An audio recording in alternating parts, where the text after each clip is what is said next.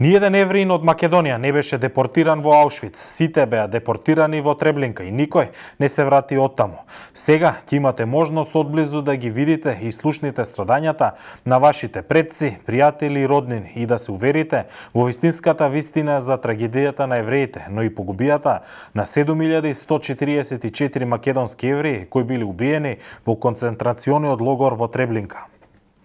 Со овие зборови, членовите на еврејската заедница во Македонија минатата недела ги испратија тројцата средношколци и 5 студенти од Скопје со еврејско потекло во посета на Полска и визита на повеќе спомен обележја и локации на депортираните евреи за време на Втората светска војна. Имајќи на ум дека историјата очигледно не можеме да ја промениме, но можеме да го испочитуваме споменот на нашите загинати сограѓани евреи, веднаш по пристигнувањето во Полска како прва дестинација за посетата на младината од македонската еврејска заедница беше токму логорот Треблинка. Завиен длабоко во крошните од дрвјата на 5 километри од селото Треблинка и околу 100 километри североисточно од Варшава на магистралниот пат кој води кон границите со Русија, добро познатиот логор на смртта на нацистичка Германија беше ладното добре дојде за македонските студенти и средношколци.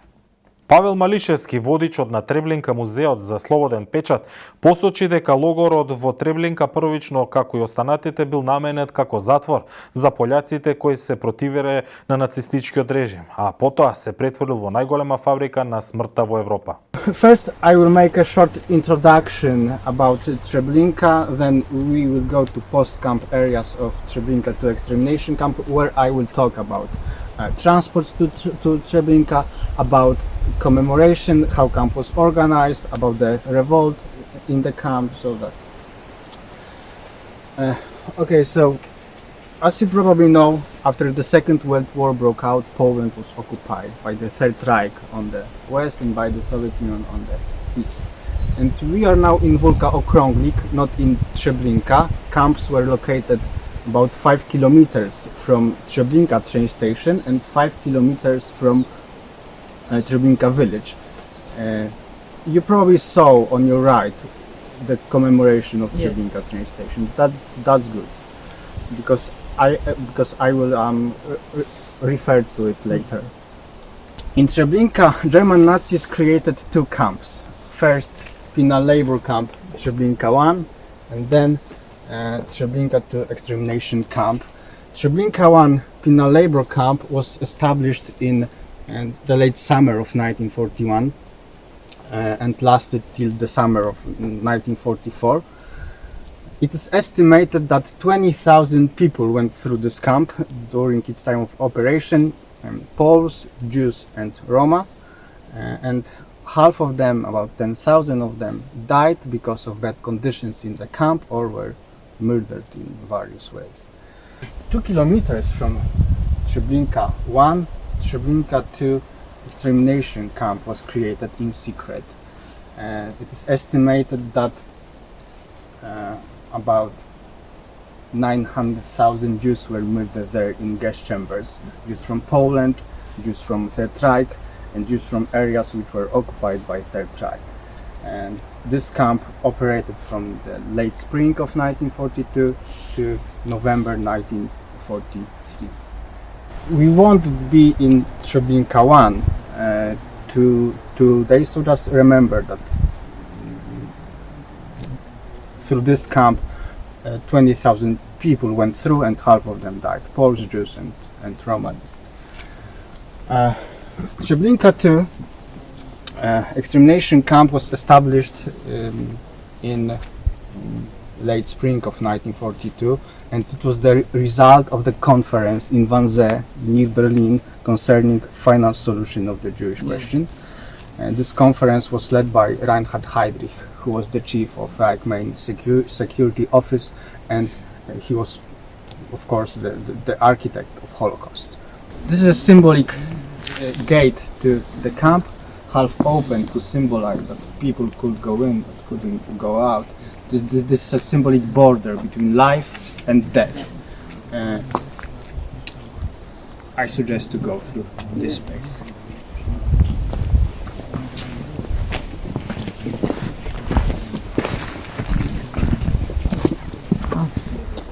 Camp was divided into three zones: administrative and residential zone, which was on the sides of the trees behind you, where the Treblinka crew lived and prisoners of the camp. Over there was reception area where this commemorated ramp stands now, and behind those trees there is a third zone, death zone, where main monument stands now. Хронолошкото раскажување на 1000-годишната историја на полските евреи со нашите домаќини лицата задолжени од Полското министерство за надворешни работи, заклучивме дека без културата на полските евреи не би постоела ниту културата на Полска, ниту полскиот национален идентитет без еврејскиот идентитет. Па така, разговарајќи за тоа како треба да се потикне по повеќе години повторно обновениот еврејски живот во растечката еврејска заедница во Полска, патот не нанесе и до сивиот камен со надпис Македонија, кој беше откриен во полското село. Покрај мноштвото такви камења на кои беа наведени имиња на државите од кои потекнуваа евреите убиени во нацистичкиот логор. Bulgaria occupied part of Yugoslavia at the Second World War, and now part of Yugoslavia is Northern Macedonia, and there were also transport from them. Co miałem to powiedzieć? Że jeszcze powiem tak, że w latach 60. Żydzi macedońscy zostali właśnie uwolnieni też tym kamieniem Jugosławia, bo taki So istniał Jews teraz. from Macedonia were also commemorated with this stone in 60s. Stone Macedonia was put here in 2008. It was the Macedonia initiative. And there were also Jews from Pirot, now Serbia, who were murdered. Almost 200 victims from Serbia were murdered in Treblinka as well. Во исто време, раскажувајќи за судбината на евреите во овие простори во Втората светска војна, нашиот водич се осврна и кон каменот на кој што е впишано името на Бугарија. Over there is a Bulgarian stone. Bulgaria embassy wanted to remove the stone. They were arguing that they saved almost 50,000 Bulgarian Jews, but there is also a case of Jews from so-called new territories of Bulgaria. So Treblinka disagreed and stone stays. But there will be also a conference which will be organized by Bulgarian embassy and all together with Treblinka Museum and probably Jewish Historical Institute concerning this topic. We also invite Macedonia to the discussion. But we'll talk about this later. So that shortly. Тој додаде дека неодамна официјална Софија преку амбасадата во Полска побарала да се тргне каменот со името Бугарија со едноставно објаснување дека не припаѓа да биде испишано во негативен контекст во концентрацијниот логор во Треблинка. Cremation of the bodies started in February of 1943. It was the result of Herbert Floss's idea of using railway tracks as a cremation grates. There were probably two such constructions in Treblinka, but for example, as far as I remember Itzhak Arad, he wrote in his book Pečat Sobibor Treblinka that there were 6 constructions. So. Треблинка, познатиот логор на смртта во нацистичка Германија, во окупираната Полска бил изграден за време на Втората светска војна. Повеќе од 750.000 евреи, роми и друго население биле жртви во Холокаустот и убиени токму во логорот во Треблинка во помеѓу 1942 година и октомври 1943 година. Логорот е сместен 100 км североисточно од Варшава. 7144 евреи се депортирани од Македонија, а подоцни убиени овдека токму во логорот страна на нацистите. Во таа насока има и камен бележје со името Македонија, кој е поставен во Треблинка на иницијатива на еврејската заедница од Македонија. Ова позади мене е токму музеот на Холокаустот во Треблинка. Мартин и Деа, средношколци од Скопје, кои беа дел од групата и организираната посета на младината од еврејската заедница во Македонија на Полска, сумирајќи ги впечатоците од посетата на логорот, порачаа дека Треблинка музеот представува мост преку бездната, создадена од Холокаустот, мост низ времето и подсетување на згаснатите човекови животи. Тие, како што велат, никогаш нема да ги заборават страдањата на евреите, особено оние кои биле депортирани од Македонија за време на Втората светска војна, во кој биле и нивните предци. Секако многу емотивно да се видат овие работи, да се види ништо помине на нашите предци, ништо мора да поминат, во какви услови што им се случувало.